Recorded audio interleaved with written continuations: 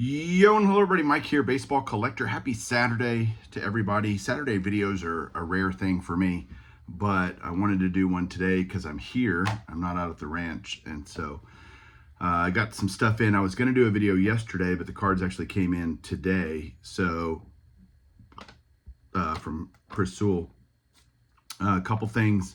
First of all, to everyone who went to Kale's channel the other day, amazing. He went from 5 to like 95 subscribers in a day, and it really meant a lot to him. And I know he was just surprised at the support. I wasn't surprised that you guys did that, but thank you everybody for doing that. So if you don't know what I'm talking about, go check out my last video.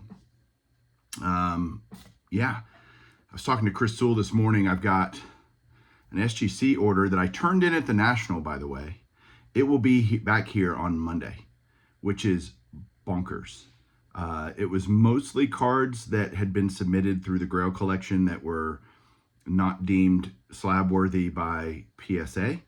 And so those are all coming back. It's 21 cards total, some of which are mine that I had that had gotten the dreaded, non-slabbing from PSA. And so I'm going to show those off probably on Monday. And then probably mid next week, I finally got grades on my last PSA submission for the Grail collection. It's 92 cards, of which I'm going to keep quite a few of them actually.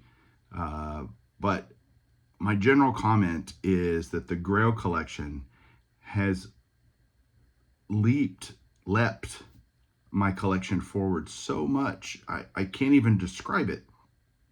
It has provided my collection with an opportunity to have cards in it that I thought would take me years and years and years to acquire kind of naturally. But because of this amazing thing that John Keating and Chris Sewell and so many others have been a part of, it has really changed things. And there's cards here that I'm going to show that Chris sent me from his last submission that weren't even, I've been able to add cards not only that fit set needs and projects that I'm working on, but also cards that inspired me and I just wanted to have them. And there's a few of those here, so I'll go through that. And yeah, it's just been an amazing, like I said the other day, an amazing card year, and I will keep saying that as long as 2024 is still around. But yeah, that's it for now. Let's look at some cards. Hang on a second. All right, here we go with some cards. The first two here are cards that I got from a guy named Dave Lewis. Dave is I guess a part-time dealer. He has a regular job, but he was at the National set up, and we struck up a conversation, hit it off immediately. Very similar collecting mindset and all that. And he helped me finish. He said, at the show when I was looking through all this stuff, I found a bunch of cards actually.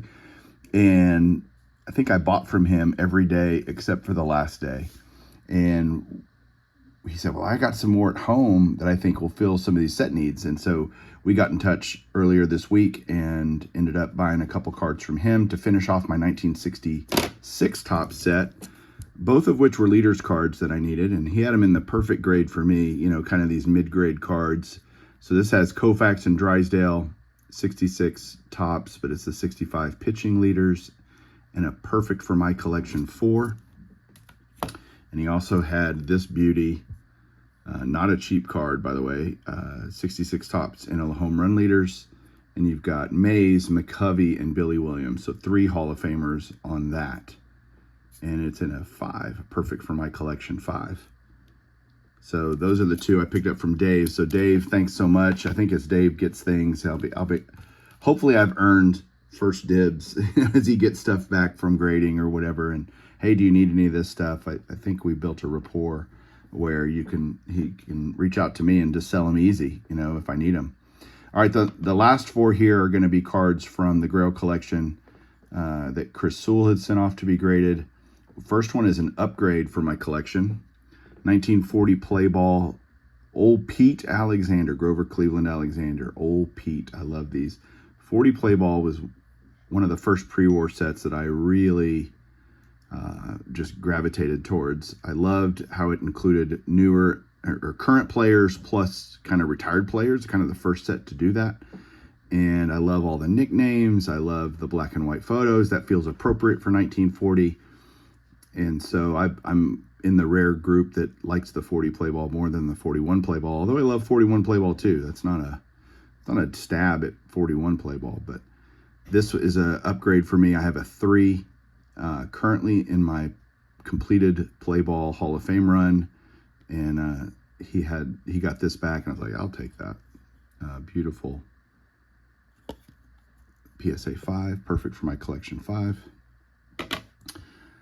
Again, still sneakily working on a Pete Rose run, and I got the 73 in a 6. We had a bunch of these. I think we had 7s or 8s or maybe, but I don't know. This was fine.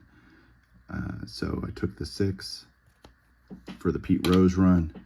I'm also sneakily working on a Carl Hubble run, and always loved Carl Hubble. Here's his 33 Gaudy in a beautiful 4 off center, but look at that, the colors on that. It's almost like a sunset. Like, I don't know, it's just beautiful. And the back's beautiful. So yeah, Mr. Carl Hubble. He's got 2 cards in this set, at least, maybe 3 actually. I think for sure 2, because he's got one where he's kind of leaning against the dugout. A very common picture for his cards, but yep, got that. And then the last one is my pre-war is going nuts, guys. Like, I'm just diving deep into pre-war now, and it's a slippery slope. I'm trying to stay focused, but when you have cards like this that can come into your collection, kind of hard to resist. This Tris Speaker T205 gold border 1.5 is perfect. I've now got several T205s, and just the brilliance of this set, the boldness of the colors, the gold border, all of it just works. It just so cool. So that's it, guys. Hope everybody has a great rest of your weekend. Watch some Olympics or something, and I'll talk to you guys soon. Keep collecting.